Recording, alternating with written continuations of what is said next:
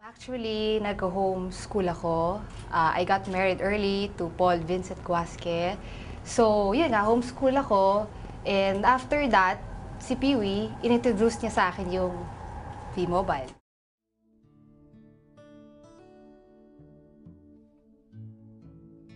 Nagkaroon ako ng income kahit I was studying lang. Kahit hindi na ako nag-work. Like, like office and everything. Sa bahay ako, full-time mom. Tapos, hawak ko oras ko while earning at home.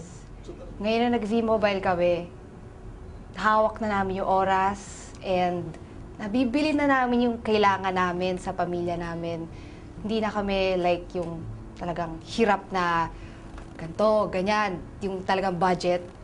Ngayon nung nag-V-Mobile kami ngayon, talagang lahat ng gusto ko, tsaka gusto ng anak ko, tsaka gusto niya, nabibili na namin. Hindi na kami hirap talaga. Gusto ko lang magpasalamat dahil because of V-Mobile, talagang binago niya buhay ko. Lahat, pamilya ko, personality ko, lahat nabago niya lahat because of V-Mobile.